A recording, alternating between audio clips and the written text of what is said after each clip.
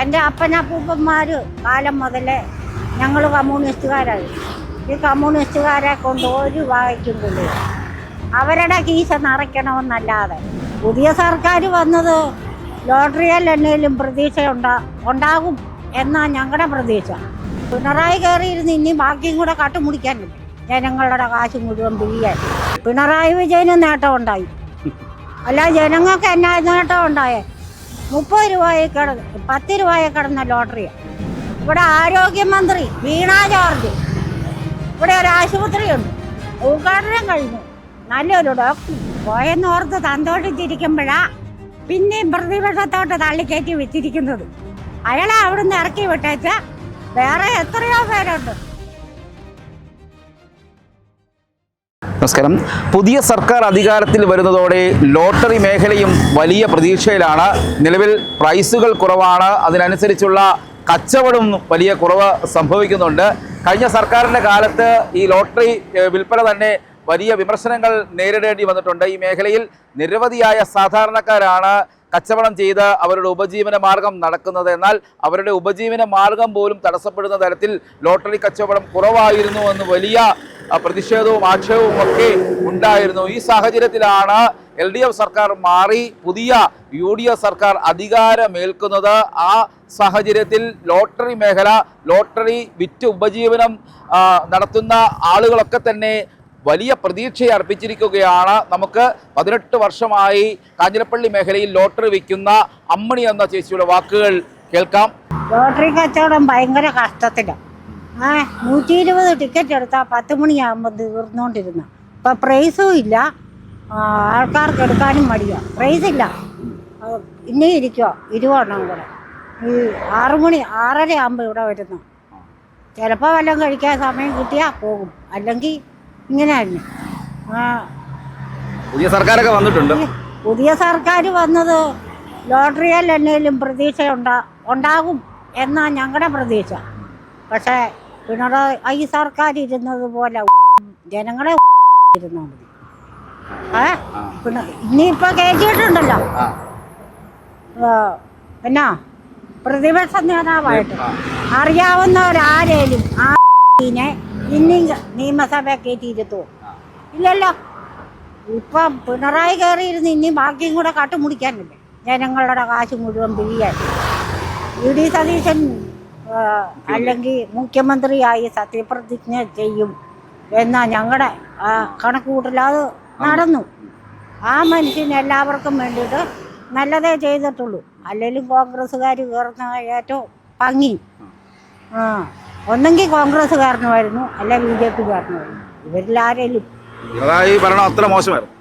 പിണറായി വിജയൻ ഇതിലെ വാഹനത്തിൽ എവിടെയെങ്കിലും പോയാൽ 8000 പോലീസുകാരെയായിട്ടാണ് പോകുന്നത്.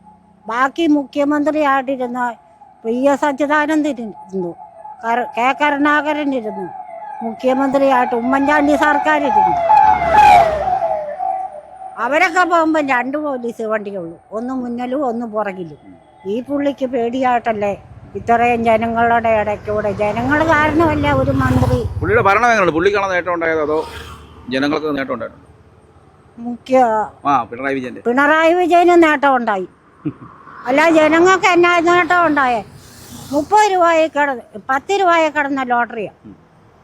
KM മാണി സാർ ഇരുന്നപ്പം 10 രൂപയേ ഉള്ളൂ. അത് ഒന്നുകൂടി 20 ആക്കി, പിന്നെ അത് 30 ആക്കി, പിന്നെ അത് 40 ആക്കി, പിന്നെ അത് ഇനി 50 ആയി. ഒറ്റയടിക്ക് ജനങ്ങൾക്ക് വേണ്ടിയിട്ട് എന്നതാ സർക്കാർ ചെയ്തിട്ടില്ല ഒന്നും.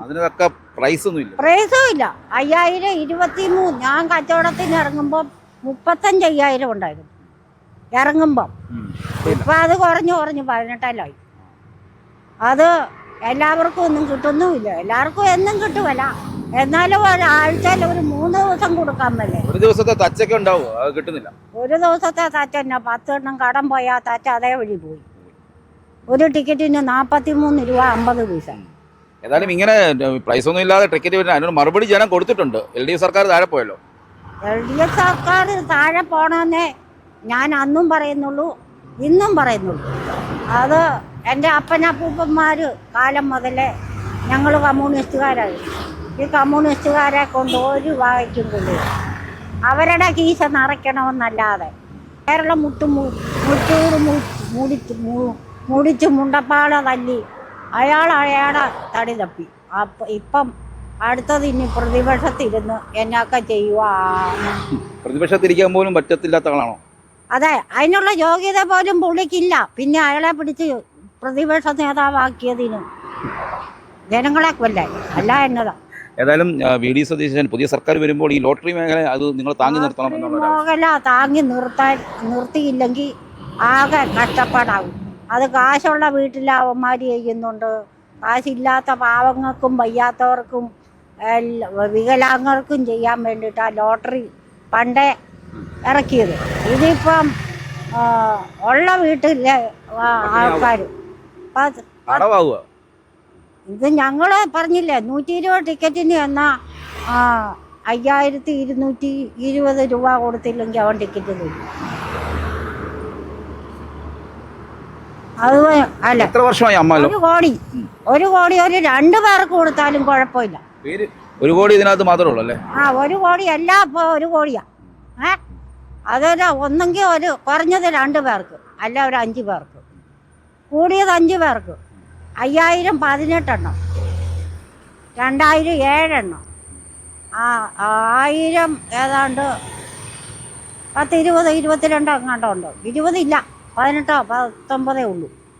ഇത് ഈ 1 കോടി വേണ്ടാന്ന് വെച്ചിട്ട് അല്ല സെക്കൻഡ് പ്രൈസും തേർഡ് പ്രൈസും ഒഴിവാക്കി 5000 കൂട്ടി കൊടുക്കണം. 5000 2000 1000 500 100 200 വേണ്ടാന്ന് വെക്കണം. അതുപോലെ തന്നെ കടയിലോട്ട് ചെന്ന സാധനങ്ങൾക്ക് ഭയങ്കര വില.